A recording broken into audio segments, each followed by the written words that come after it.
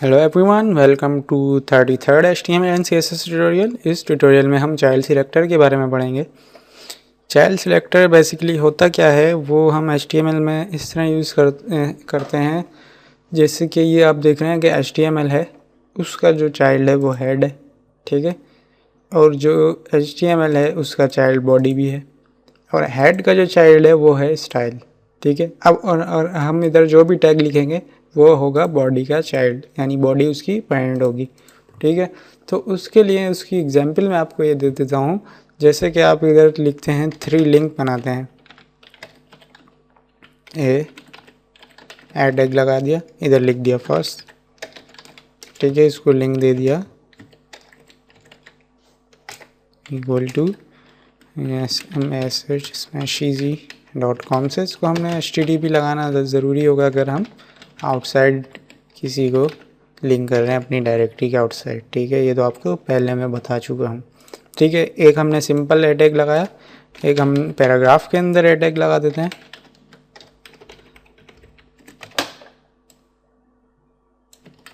इसको कॉपी करते हैं, यहाँ पेस्ट कर देते हैं, इसको कर देते हैं सेकंड, ठीक है। और एक लगा देते हैं हम H2 के अंदर, इसको भी यहाँ पेस्ट कर देते हैं, इसको कर देते हैं थर्ड, ठीक है। अब जो चाइल्ड और पेरेंट का मैं आपको बता रहा था, अब जो है ये P जो है ये पेरेंट है A का, मतलब A जो है वो चाइल्ड है P का।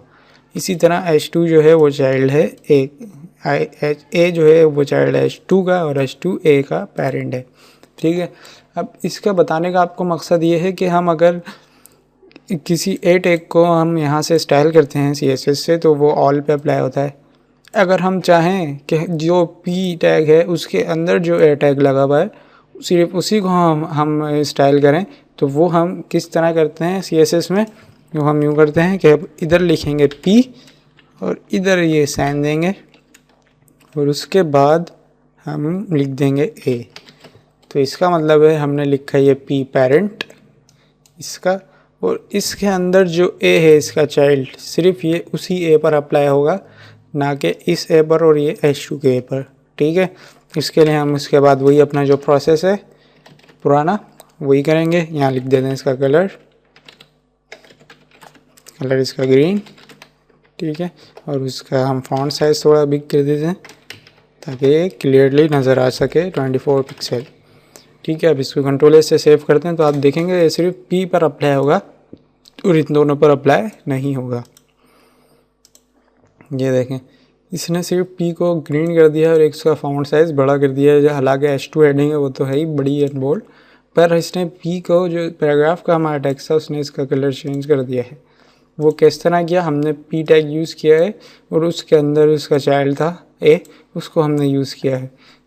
अगर हम सिर्फ A यूज़ करते इस तरह, तो ये सारे टैग पर अप्लाई कर देता। देखें, उसको सेव करके चेक करते हैं, तो ये देखें इसने सब पर अप्लाई कर दिया।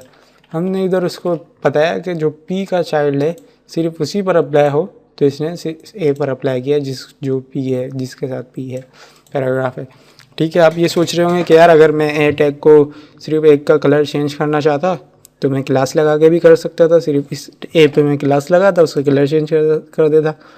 या इस बात में भी आप राइट हैं, पर किसी जगह कोई जगह ऐसी आ जाती हैं जो हमें इस तरह से यूज़ करना पड़ जाता है जब हम क्लास यूज़ नहीं करना चाह रहे। अगर हम यहाँ क्लास यूज़ नहीं करना चाह रहे एक ही, तो हमने P को इसका पेरेंट बनाकर और उसके बाद A देकर और उसमें हमने ये कर दिया, ठीक है। आपको क्लास लगाने की ज़रूरत नहीं पड़ती इधर।